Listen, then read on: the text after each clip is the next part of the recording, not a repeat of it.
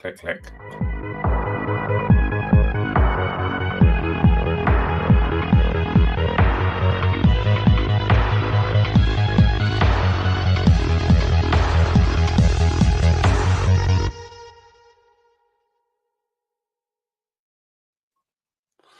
Hello and welcome. You're listening to Let's Strain Out. The year is finally 2025.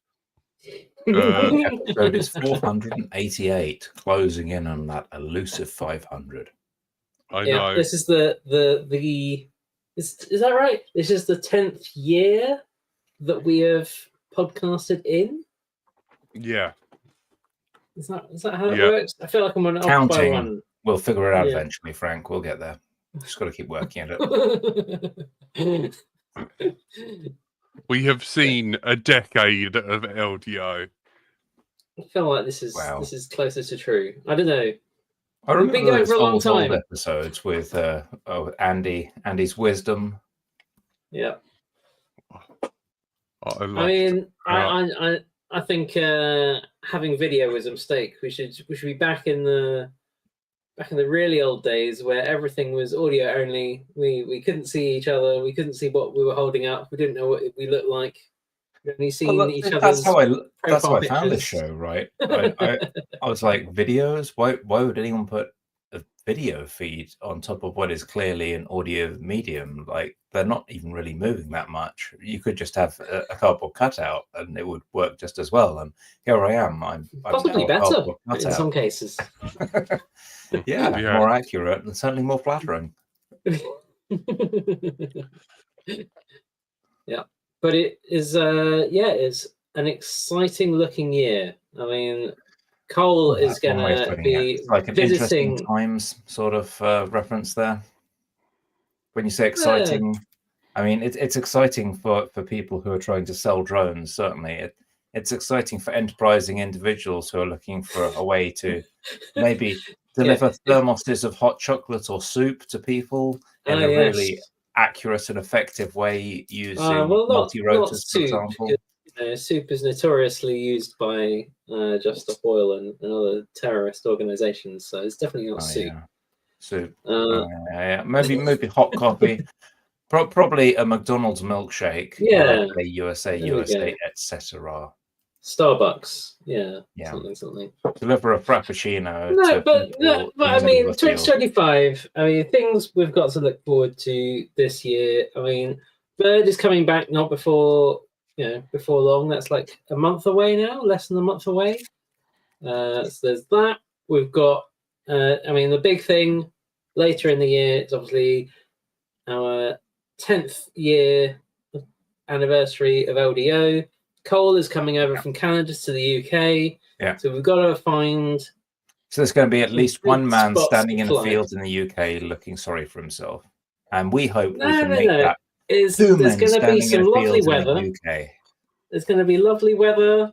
We're all going to meet up. There's going to be a big crowd of people. It's going to be great. So we need to find some places to fly while he's over here. So we should take the opportunity between now and then to try them out. So I've been scavenging around looking for spots on maps, spots in local groups, interesting looking videos. If anyone's got stuff,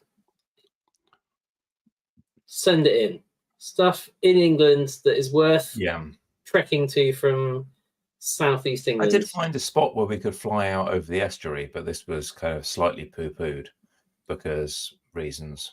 But we'll revisit that and see how it goes. Yeah, exactly. It's also, if you've got somewhere more interesting than a typical field, because we're going to be flying drones, if we can fly through some trees or some buildings or something that's interesting, that would be awesome too. Yeah, so I'll be putting a list of places together. I have found somewhere surprisingly close to me that I just need a dry day to go and check out. That could be quite entertaining, but we'll see. I will post videos. Do you know when I've been there? Do you know what I kind of what appeals to me is Well, Is it within within 5-minute guidelines? Jack's flat? No. No, I don't think it's YouTube's guidelines. Do you remember the Nightmare Riot We're not tour? going into the Brighton sewers, Jack. Oh, right. Okay, so You've we're done going that. to maybe if we're going to kidnap Sharpoo, who no longer wants to fly quads, we're gonna gaffer tape a transmitter to his hands, and then leave him by a deserted thing with something that's running like a KK2. We're not doing a dog poo bin tour. We did the dog poo bin. I like that one. That was funny. Oh shit! You want to dive them? Installing a memorial dog shit bin definitely tickled me. No, like, do you remember they went and flew it over in Ireland? I'd like to find those guys. Flew what over an island? Because I clearly don't remember it. Before they landed in the UK, they were over in Ireland and they met a load of guys out there. And apparently, Mr. Steve had such a good time, he keeps some sort of Irish coin on him. I don't know. I just kind of thought, it would. Suppose I've got negative memories of Ireland after being forced to commute there a whole bunch for some work stuff and spending a lot of time above a carpet warehouse somewhere outside of Cork. Looks like Cole's making this big journey to come here, right? So he's going to be like here. We should show him the best of here. I was saying we've got this, this great South England coastline where there's loads of great spots that Tony's flown up and down. We've occasionally flown up and down bits, but there's loads more that we should explore. There's bits we should go back to, and that's stuff that, I mean, Cole's not here to get his opinion on it, but I feel like Cole's got big mountains in Taiwan, he's got big mountains in Canada, but you know what he hasn't got?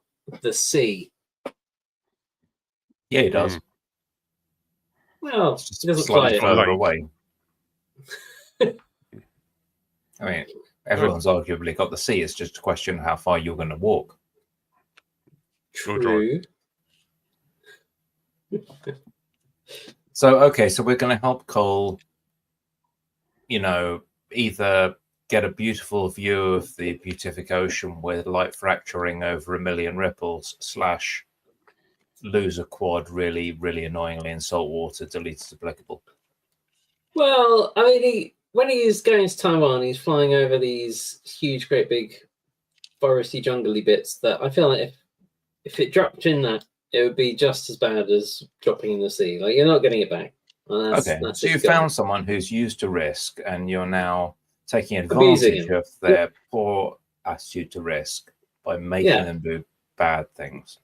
Yeah, I mean, I want him to make a nice video of the spots that I would like, that I see on YouTube and go, oh, I'd like to fly there, but I wouldn't actually like to fly there because I am. So you're saying, oh, this would be beautiful, but I don't want to lose one of my quads. Yeah, so, hey, exactly. Cole, you've got all this expensive camera gear. Give it a shot, mate. When you put it like that, it sounds really, really just altruistic. Yeah, I thought so. Yeah. I may have also accidentally bought ordered a Flick Wing, FLIK. So it's this one that's a collaboration between RC Test Flight and it's the guy who designed the really tiny the Goblin and the Nano Goblin, and now this is like the Pico Goblin, I think. Yeah, he had like a 3D printed tiny wing. I remember him showing That's the one. That's the one. Really fast. Yeah. So they made a Kickstarter. It was meant to be released like beginning of last year. They've just released it, which is, that's how manufacturing goes. That's pretty common, especially Kickstarter. That's just. Does it come with just the shell, or do you get all the gubbins? I've ordered it with the gubbins. You can just get the. It's like a. I can't even remember what foam it is, but some fairly substantial foam. It better be, because I remember seeing the videos, and that thing was going fast. It was moving. Yeah. But yeah, I've ordered that because I want one. So that will be turning up at some point, and I'll give that a go. SPV saying 1 day a year in the UK calm enough for small wings. I mean, that's just a lie. It's calm every day in my living room, mate. You just need ponies. You just gotta go for it. I mean, I've got like a selection of 450 millimeter wingspan. I like this one up here, and even smaller than that. And I've flown them in 20-25 mile an hour winds without any problems. Like, you know what's really good in winds? Multi-rotors. They fly way better. In fact, just generally they fly way better than planes. So you could just fly one of them. Is subjective.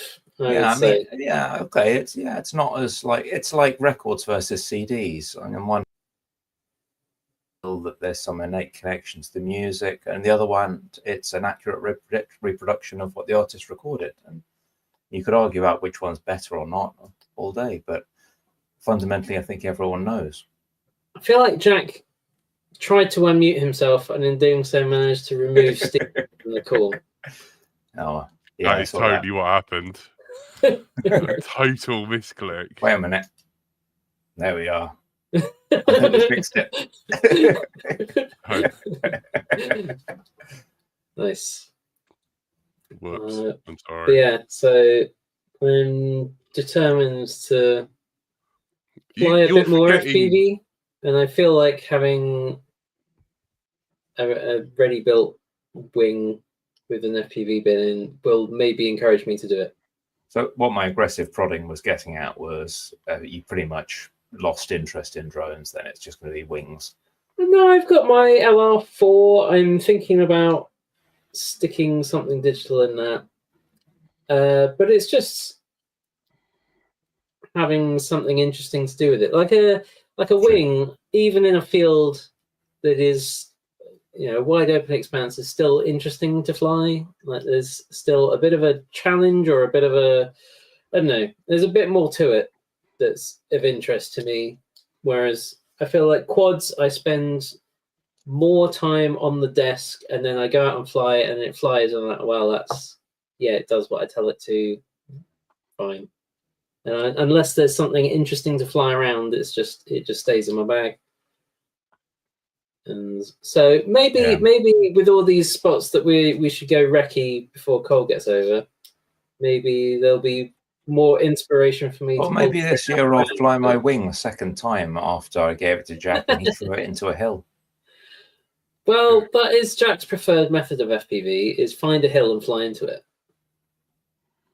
Yes, totally. And also, in Frank's defence as well, wings tend to be way easier to find when they do go down than tiny little mini quads. Does your wing beep? I guess you can make it beep, can't you? Yeah. I have had to go find a wing once, but not as often as I've had to go and find drones, I feel like.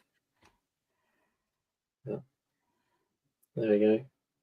There's also no flight controller needed. That's absolutely why I prefer the wing racing to quad racing, is like, I don't have to think about flight controllers. I don't That's have a negative for me. any of that. Like, I'd rather have a flight controller. I don't like not having a flight controller.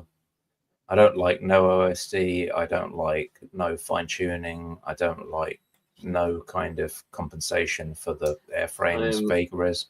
Very happy to not have any of that. To not even have the opportunity to be tempted into that rabbit hole and spend another all-nighter trying to understand what the hell I'm doing. Yeah, you see, I'd rather I can just stick that. my fingers on these points, and if it's roughly balanced, it will probably fly. That is ideal. And no pass through, just bullet connectors and switch one round to reverse one motor. He only has to worry about, and he doesn't have to deal with the LRS. I don't have to. I have dealt with LRS. But I just don't get it. CG. Make sure the control surfaces go the right way, and you're flying. You just, as long as it's got enough thrust, it will fly. I've been following Le Mans' attempts to add wing support to Betaflight, which is coming with 4.6, and that promises to be quite interesting. I think I shared the videos here before.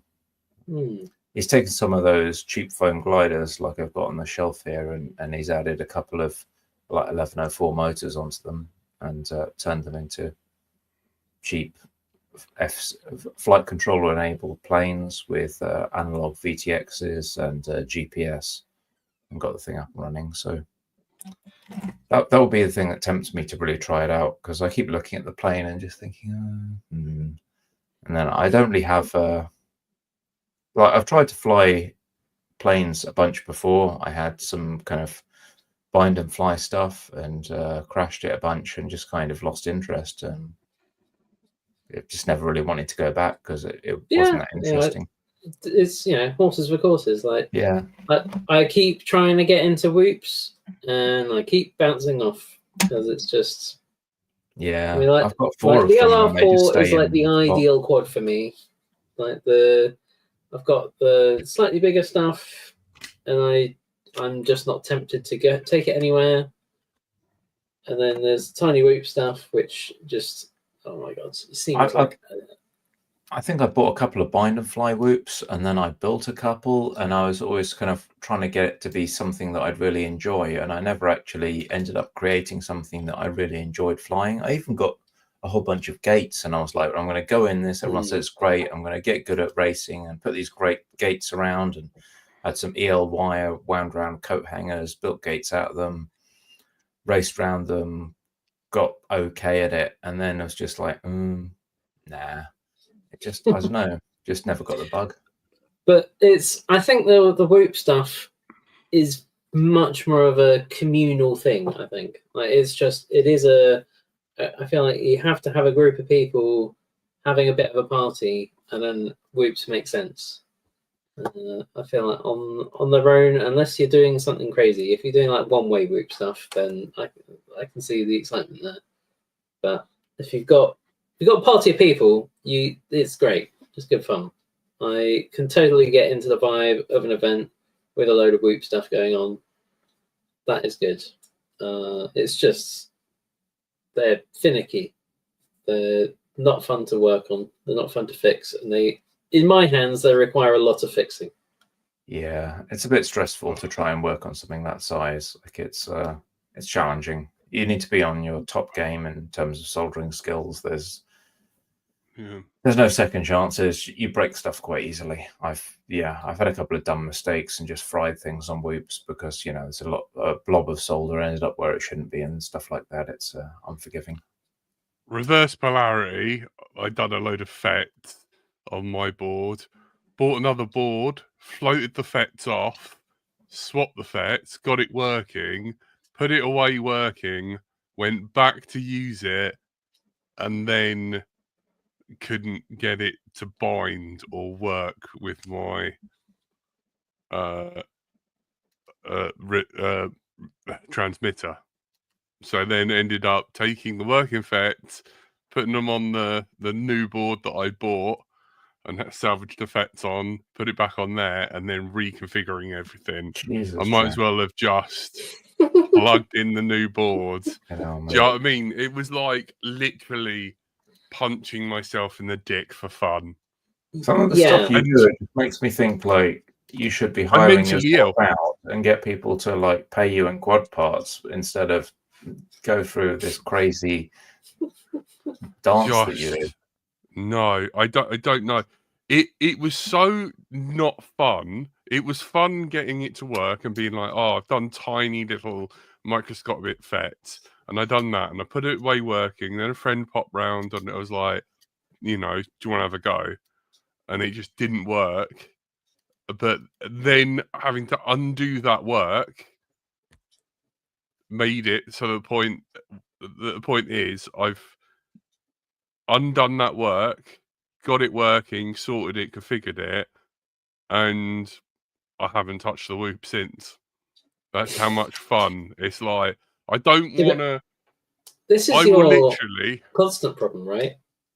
No, like, I will literally you spend all your time building and fixing.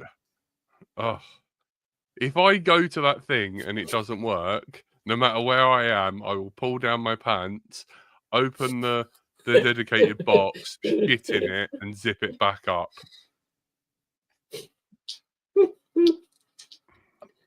It sounds crazy, but a part of me sees your point of view, to be honest. Yeah. I still doubt this. Strong doubt button, because I have too many pictures of Jack sitting in the corner of a field, like soldering, flashing, programming away. It's like, yeah, that's it might not be what he enjoys, but it's definitely what he spends his time doing. I think it's a problem. It's an addiction. He's a leadaholic. Yeah, you've got to talk to someone about that.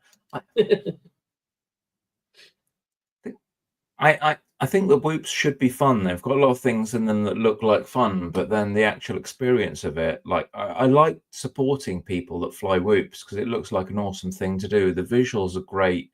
The ability to actually just hang out in a sensible sized space with other pilots is great. The ability for it to be like more social than a big race event is great, but at the same time, I think I'm just not someone that really even likes racing as much as we have race people on it. It's great and everything, but I'd rather just lark around. And the trouble is that if I'm in an environment where people are ultra competitive, part of my brain just checks out and goes, well, fuck that. We're not going to enjoy this. And it just like starts making trouble for me, because that's what I've definitely experienced is like the whoop scene, even like the top end race whoop stuff. It still seems very much a kind of party atmosphere. It doesn't feel like the kind of competitive adrenaline, not even adrenaline fuel, but like slightly aggressive atmosphere that you get at the top end, like 5-inch racing. That's nice. In my experience. I mean, I've tried it. I'm just saying from my attempts at trying it, it was still like an amount of competitiveness that my brain just kind of went, no, we're not doing that. That doesn't look like fun anymore. And I liked hanging out and chatting to people, but when it was like, oh, let's race, I just kind of do a couple of laps and be like, what am I doing? Like, this isn't fun. What am I doing? I'd rather just like piss around and fly backwards and goof around on one feature of the track for 5 minutes doing like orbits on it or loops through it than actually do the race. Get disqualified for freestyle. Exactly. Yeah, exactly. That was, my brain was just like, yeah, that looks like a lot of fun. We should do that instead of race. And I'm like, no, focus. do the race, get good at racing. And then my brain was just like, no, let's just fly in circles around this. Look, wee! Stop brain. Stop shouting wee. Behave yourself. That's also my reaction to flying simulators. Is like every time I pick up the simulator, being like, I'm gonna actually like get good, and then I just don't. I'm like, oh, well, that's no. Yeah, you find the biggest following plane the track and you is fly not upside exciting. down through the city, or you find a fighter jet and just try and fly to the moon or something. Yeah, but no, I mean like quad sims, like there's the 5-inch track, or even if it's like one of these really cool ones where it's through a whole building site and it's up the crane and along the thing and down it. Like it should be exciting, but I look at it and I fly through a few gates enough to sort of vaguely learn the track, and I'm like, no, I'd rather just carry on doing like you say, like orbits and Matty loops and things around stuff. I'm just like, this is a more fun way to spend my time. This is what I'm interested in. Look at all the fantastic things that this aircraft can do. Of course, it can go fast in circles, and I think part of my kind of subconscious knows that basically quad racing is inherently limited because we've got maybe like 3 or 4 years before it's just trivially faster to ask a computer to do it. Like it's like the chess problem, except you know, it's one with all these like market factors that are pushing people to solve it. So yeah, it's nice that it's a cool thing to do, but at the same time, I think we've already seen computers fly faster than like Vanover can, and it's, you know, they had a bunch of aids to do that and cameras, and it's just, I think creativity is always going to be where people excel, and creativity isn't necessarily racing. Jack is waving boards, which Sky is Star probably sent me destroyed. this. Oh No, Ooh. look, no, unmolested. Jack, you've got to not molest this. You've got to just fly it and not molest it with a soldering iron. Yeah, I know. I know. And don't look at it and Frank, say that's not straight. That SMD component could be reworked. Don't do it. no, I so avoid as much as I can doing SMD work, to the point I do not have my reflow station on my desk permanently. I plug it in when I have to. It's true. Yeah, you little sweaty palm reflow addict. Yeah, we know that's not the case. It's just like, yeah, just when I have to, just when my eyes are open, or just now and then, just between the I hours. much prefer sleeping, watching YouTube, anything but the pain and suffering that I put myself through. Frank, you're right. I do a lot of building. I'm not denying that. But what we should do is find you a side gig where, like, you can earn quad parts or plane parts or whatever from your reflow work, instead of it being like an activity that you do instead of actually flying. Like, someone could say, if you fix these couple of ESCs, I'll give you another ESC or something. If there's anyone out there that can build a side gig for Jack out of goodwill in 2025, that'd be awesome. Yeah. I need to get out of this hole of, I don't know, fixing stuff and then it only slightly works. But you've got to be able to feed that urge to like use your skills while not blocking that urge from actually enabling you to go fly. Like, you're good at soldering, so yeah, let's find a way you can do soldering, but let's not put it in the way of actually being able to fly stuff. Because the way you describe it, it sounds like you've kind of put that as a prerequisite before you can do flying stuff. I feel like it's almost compulsive. It's like if there's something that Jack knows could be improved, and it's sitting anywhere near his desk, it will get desoldered and resoldered, possibly. Yeah, at the very least desoldered. I sympathise with that a bit, because I have been known to tinker quite a lot, and I have way too many half-finished builds to be really truly innocent and be able to cast judgment on this one. But there's a line to walk, I think, somewhere in the middle of that, where you can do both. Oh yeah, I've got almost the opposite problem. If I've got too many boxes of bits that I have bought intending to solder together and have not soldered them together. There's all sorts of projects where I've planned out the build, bought the bits for the build. Do you have a set of cardboard boxes neatly lined up as though some kind of factory production line might be about to happen? Genuinely, I've got like the trays that like the little parts bins. Yeah. So you've made it look as professional as you possibly can do to hide the fact that this is not happening. Well, I lie to myself and tell myself that it is going to happen.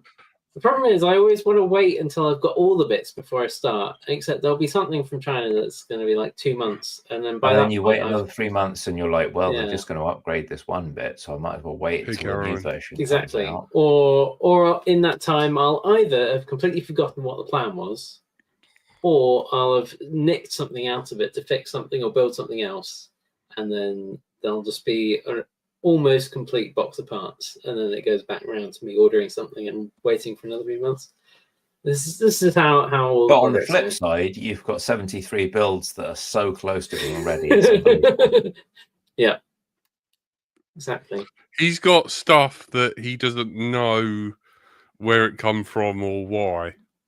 Oh yeah. And then he's well, like, oh yeah, that stuff, Jack. You can't say that. Surely you can't say that with a clean conscience yourself. Like you. Oh no! I fucking but in addition to like the normal stuff, I'm not on a high horse. I did additionally have some occasional deliveries from Hobby King that I genuinely didn't order.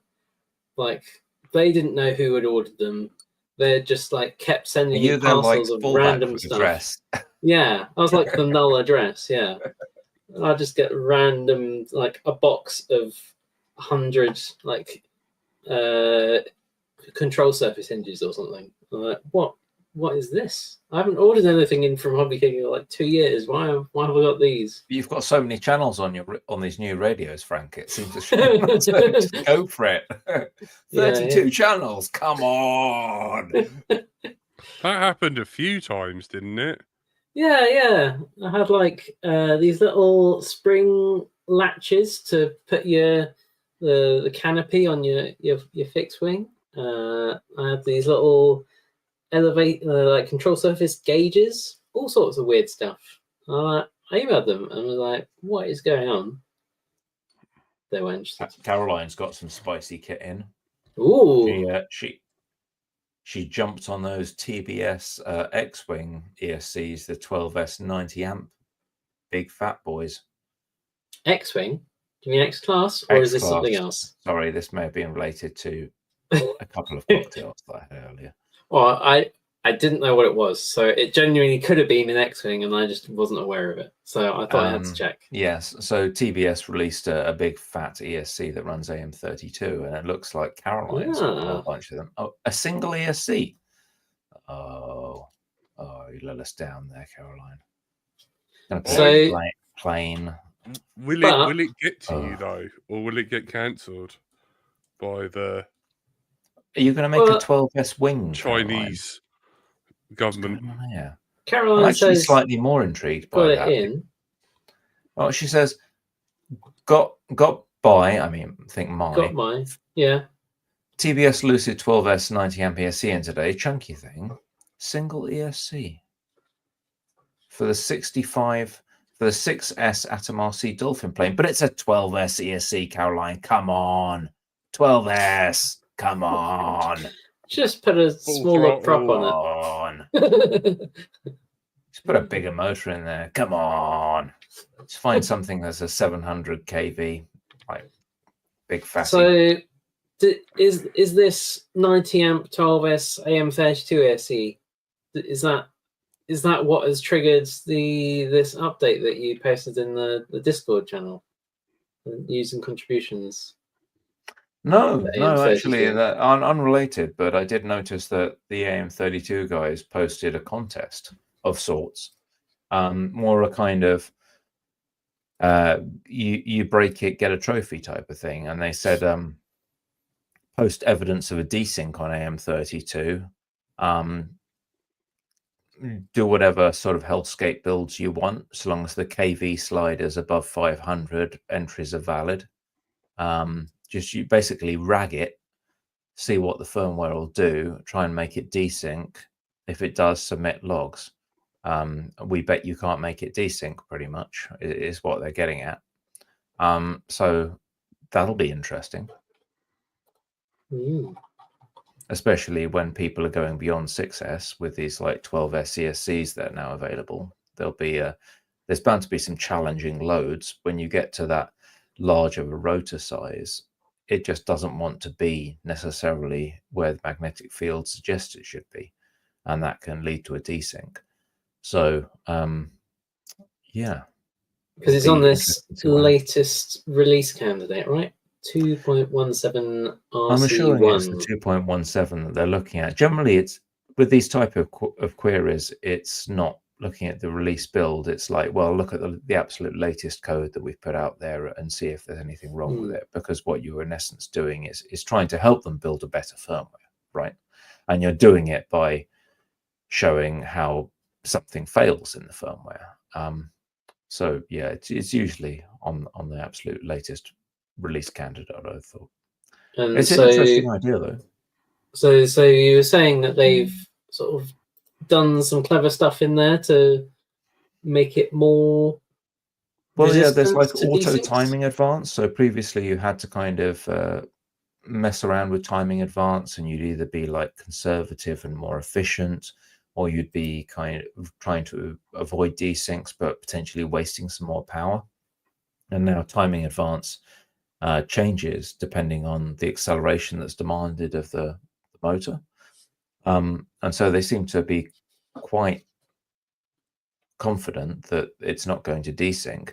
However, I can tell you that I'd seen desyncs back on like Beal Heli 32 and Beal Heli S and even earlier versions of AM32 by just like really pushing things very hard, very aggressive tunes, very, you know, like high pitched props, aggressive tunes, doing lots of punch outs and hard maneuvers where you just try and like flip stop, or do accelerating flat out and then a 180-degree turn and back the other way, and 180-degree turn and back, and you every now and then just see one side of the quad sort of, and it would, and just not quite, it would like toe out and skew out from one side when one motor desynced and wasn't able to get up to speed.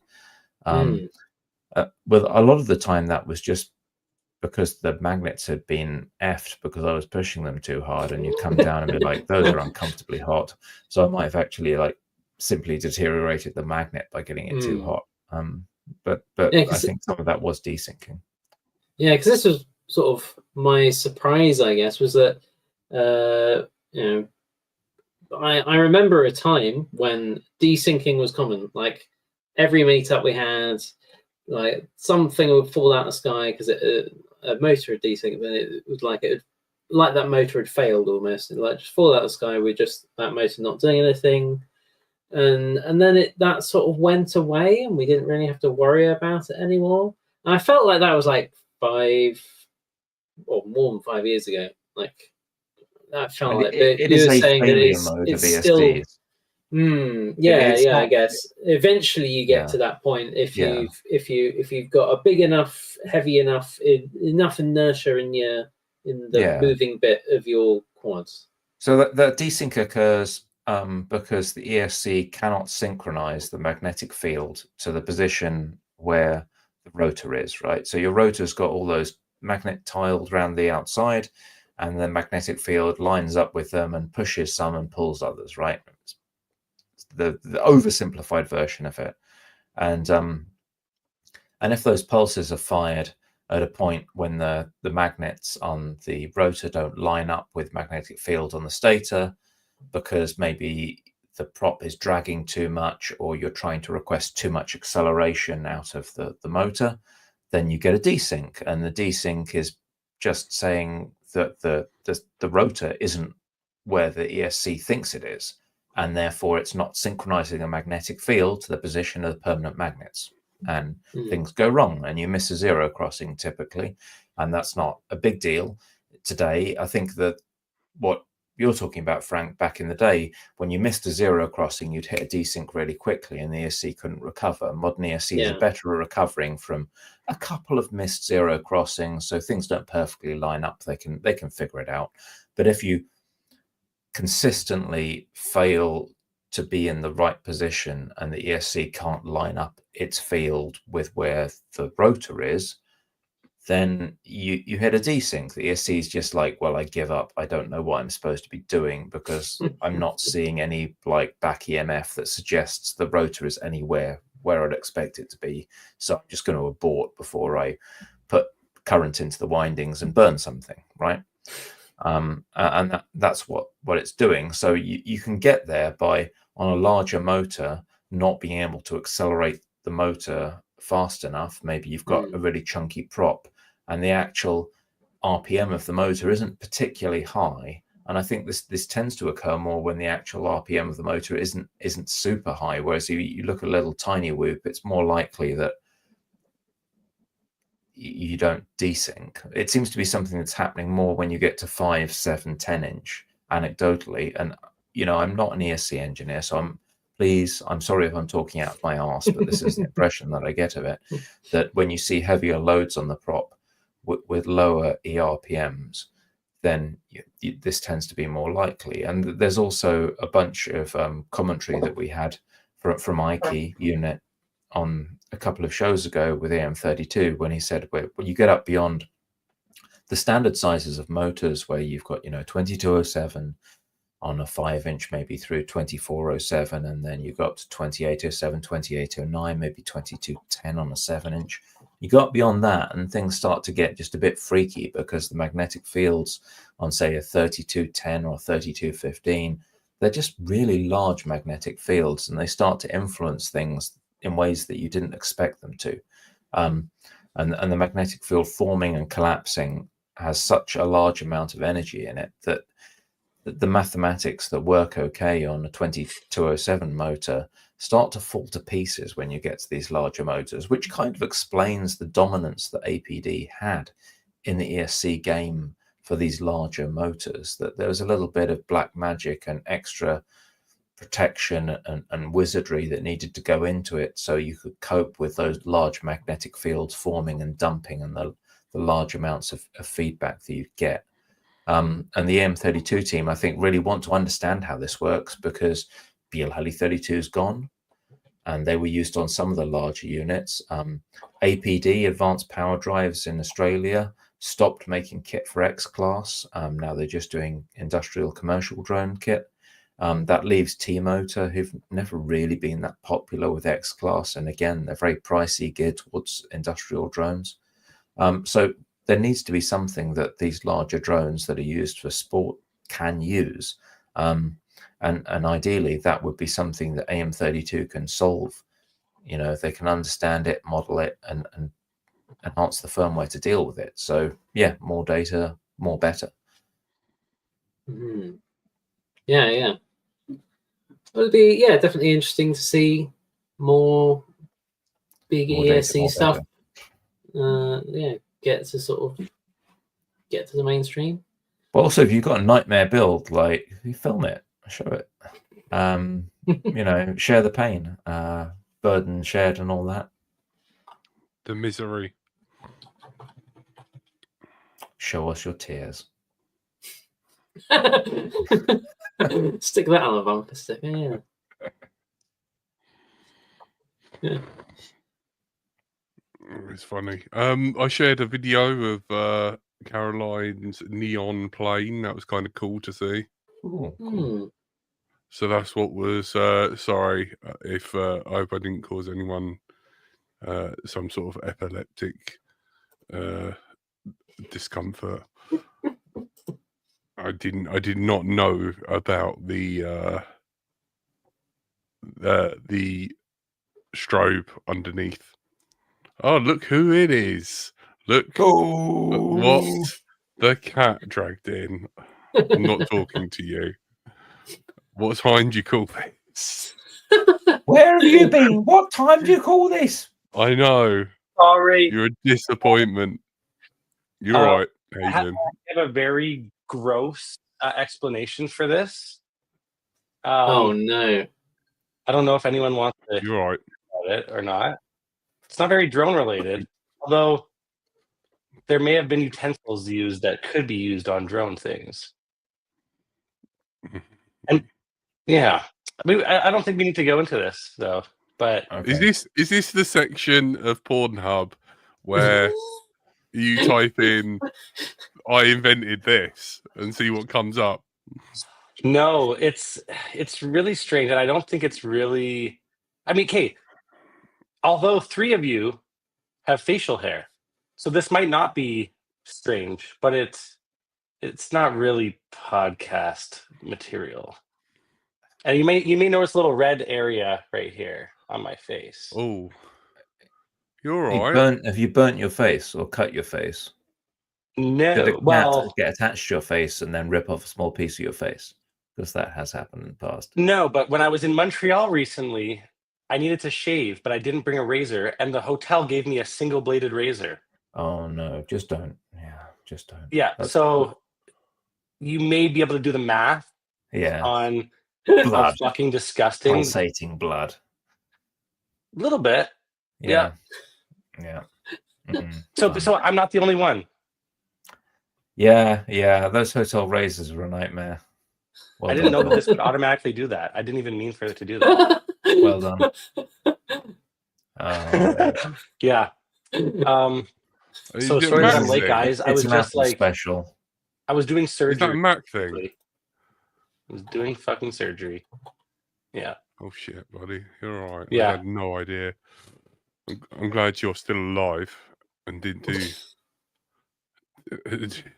Yeah. So drones are really cool, and I'm coming to the UK, and we're gonna go on a fun adventure, and we're not gonna have disgusting things on your face that need to be removed.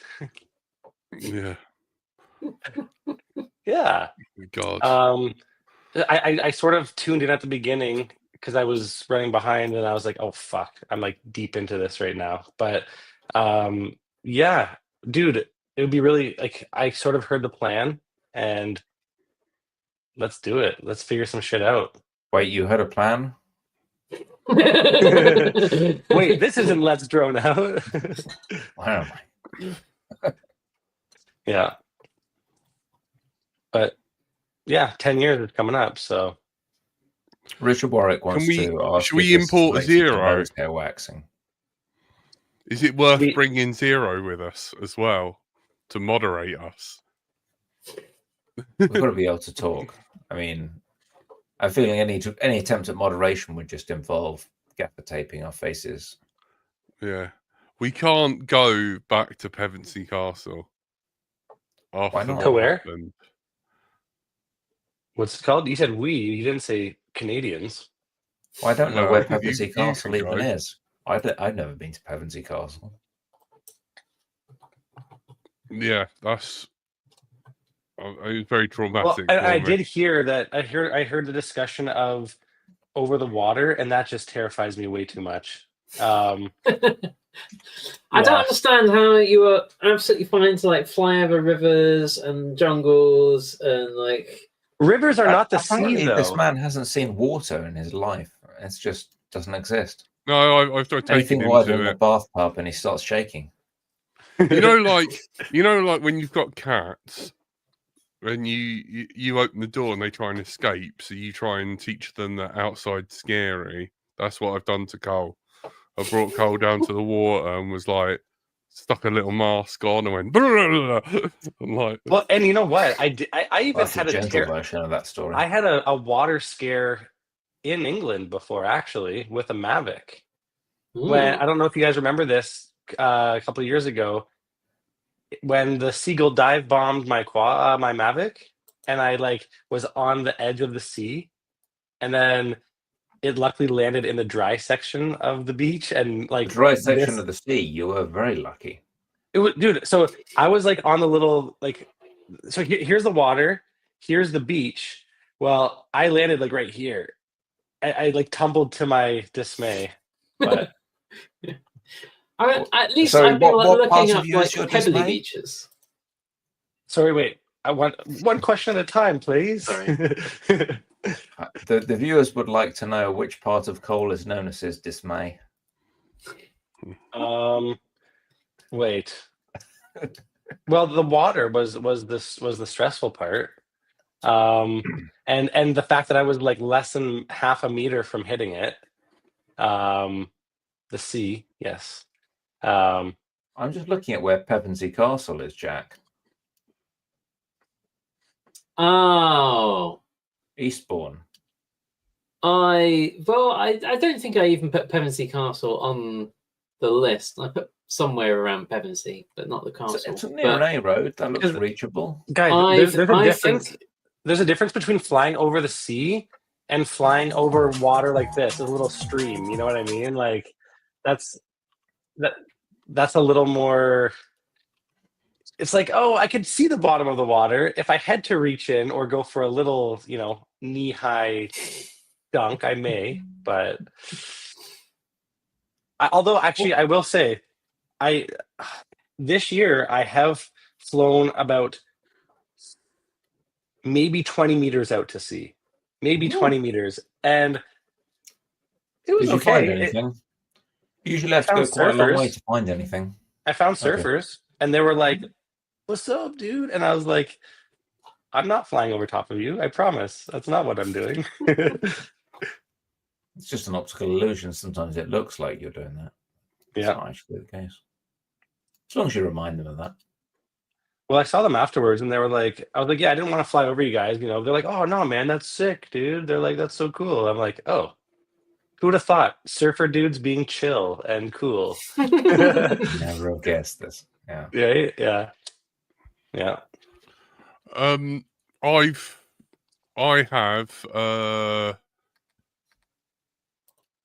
I have something that I want to share. Instagram. Check out this cool video that I found. Hang on. You went on the internet and you found this? Oh, really? Do you find another micro SD card that was just lying in the bushes? Yeah, hang on 2 seconds. Oh, EBR is 1 hour late. So yes, I was only 40 or I was only 50 minutes late. Or Yeah. I guess when did we start? Yeah, I was about 45 minutes late. So I'm not the worst one here. EBR is in trouble now. Check. Hang on. I will check this out. So a guy takes off. Sorry, can you make the video it's very smaller, zoomed Jack? out. Huh? Never mind. Jack is sharing like a video that is within a video that was within a window that is within another window that's within the window. All right, I'll send into our you. window. It's a picture of a quad that appears to be flying in circles, and I there's think there were some fireworks at midnight. Yeah, Frank, I'll post it in the private chat. You share it. But a guy sends up a drone and does a 360 of exactly when at midnight on the thing, and I thought it was a cool video, but I didn't realize it wouldn't. Oh, I don't slow know. up, man. It's it kind of like it was a pretty most epic modern New videos. Year's thing. Yeah, I just don't know how to. No, it's really It's a tough curse sharing of on the modern Instagram, interwebs, especially when people are unfortunately. sharing horizontal content on a vertical platform, and then you're trying to show it on a horizontal platform. Oh, apparently I'm doing hearts. What's going on here? Have you bought a new Mac, Cole? Is this what? Well, I got a new screen, and it is the studio display, and You are apparently now it has emoji enabled, apparently. I didn't realize that. That's cool. Is this gonna work? No, it's still just cropping time a little bit. Never mind. Why did you even Yeah, post it? it's cool. I thought it was cool. I don't know why I bother. I'm sure it looked great on your phone. Just taking the piss out of you. I'm sorry. Very cruel. Right, I'm used to it. I don't know how you're supposed to even watch this. Like, you literally can't make the video any bigger. It's a beautiful view of, but if you try and zoom it in, it just hides the video.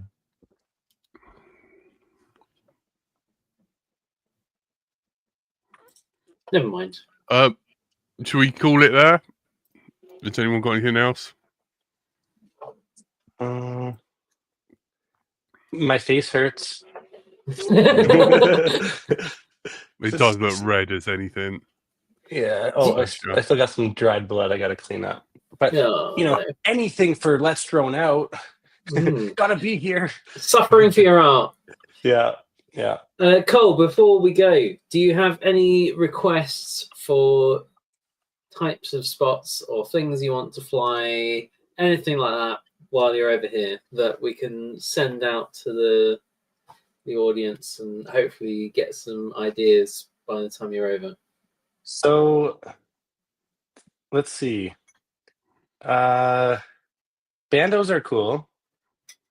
So, oh yeah, very, very cool. Bandos are cool. Accessible bandos that aren't like toxic to enter potentially are good. It's a high bar. Yeah, I guess UK. any kind of cool structures that you can that any cool structures that have somewhat big openings.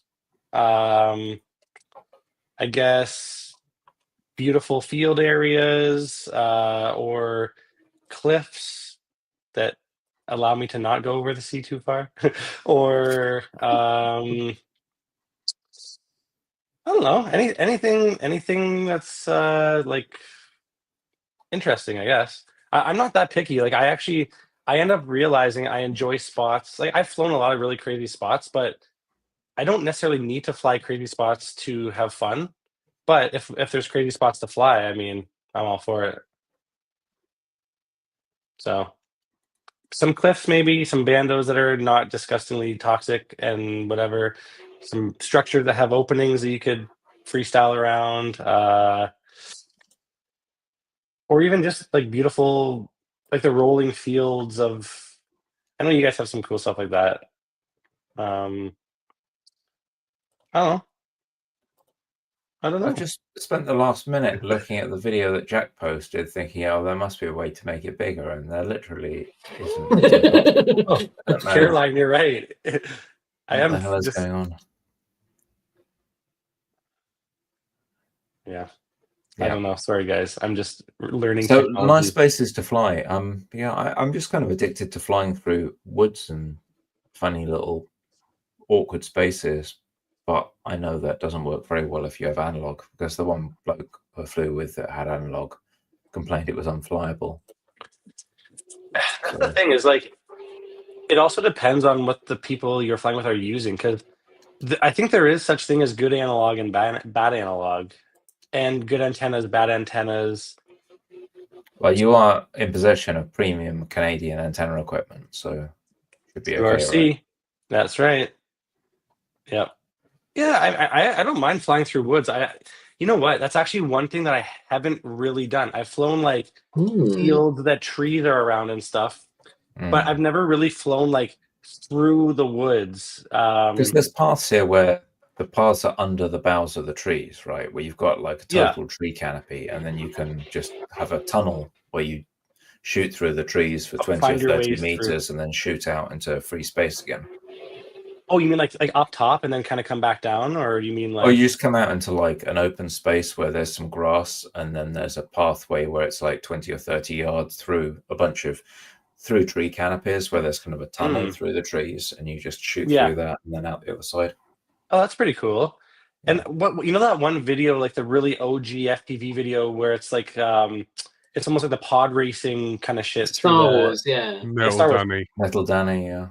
That would be cool as long as it's not tons of scrag. Like if it's kind of maintained in some way, which is kind of a lot to ask, I guess, for the woods. Well, not really. There's authorities that manage the woods, so yeah, they're all maintained.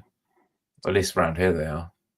See, and the nice thing about, or seemingly the nice thing about spots like that would be like, you're not flying, like you're not freestyling in there. You're flying through and you're finding ways to get around. Yeah, like, it's not like just constantly ripping power loops. You're finding a line, I guess, but not in a stunt way. You're finding your way through, like you're traversing. It's not like you're max throttling all the time. So you're not probably going to get stuck up in the top of a tree unless you, So unless you like find a dive gap that you absolutely insist on hitting, but you know, you don't have to. That's your call. See, one thing that I will say about 2025 is that I do want to fly more 5-inch freestyle, because I feel like 2024 I completely neglected it. Although it's not necessarily true, because 2024 I did learn to Matty flip. I did learn I did it on a few like pretty cool spots. I did some freestyle stuff that I would say I'm like somewhat proud of, but I want to go back to, because I did a lot of long range this year or last year, and I think the 5-inch is actually more capable than I realize. So I want to kind of push the limits of my 5-inch a bit more. I don't know. I gotta see. But no, I have got an idea that I kind of want to run by you guys. So there's a playlist. I don't know whether you guys are familiar, but Harry Dwyer, he gets a little mini speedboat and he's slowly driving it round the UK, round the outside of the UK. And you're saying about like the South Coast and that, and the episode I'm most interested in is episode 5, where he, oh god, I shared the wrong one. Hang on, share screen, part 5, and basically there's this guy that's like bought a abandoned defense island, and I wondered maybe we could get in touch with him, and he kind of like does a few tours and stuff, and then there's like, you know, oh, those look beautiful, nearby, man. It doesn't even look like it looks like you're in some tropics, secluded beach and stuff, and it's like parts of the UK that he kind of like shows that you just wouldn't believe. Oof, that was like, not fun looking. Yeah. But like, look how clear this water is. Like parts of the UK that you just wouldn't believe are real. Yeah, and that time of year I'm coming, it'll be the hottest. So it's Yeah. Although I don't know. Yeah, dude. I mean, I think if like, I guess the real question is how much time we're going to be allocating for said adventurousness, if that's a real word. Hey, Alan. We'd have to figure out a time, sort of time chunk, or we'd have to sort of do a little planning to see what makes sense for whoever plans to do it, right? So, because I'm thinking it'll be like I'll probably come down for like 10 days, 2 weeks, something like that kind of thing. Obviously for LDO 10 years, that's kind of like the main reason. Plus see Jack, see everybody. But if we can toss in like a couple sweet days of flying some cool spots, I'd be all for it, man. We should definitely do this. Oh yeah, and if anybody in the UK wants to give me their couch to sleep on, there is a spare bed immediately to the left of the screen. So okay, you can always fall back on that. Okay, because I'm like, if someone puts me up for a couple days here, if I have to pay for a hotel for a couple days there, if I have to sleep in a bus stop for a couple days, it'll be fine. It'll be just fine. You don't have to bus stop it, man. I'm sure there'll be some apartment stairs that they left their door open. I can just, This is why you're so interested in the bandos, right? Like, you're not actually looking for flying spots. It's just somewhere I'm looking for somewhere to sleep, rest my head. Right? Nice. Oh, Caroline, sweet. It's a little high up there. Yorkshire's north, though. Yeah. That's where all the bandos are, though, isn't it? Yeah. Right, that is all we've got time for. The show is supported by our lovely Patreons. We love you guys. Thank you very much. Is there an emoji? You've been listening to Let's Show now. Wishing everyone a very happy new year, and hopefully we can have a blast this year and do some stuff that we've never done before. Oh yeah. So yeah, if you got any change, please consider supporting the show, and hopefully we can all meet up and do some stuff, and we can go on to do some more great stuff, and Frank can get super excited about organizing it.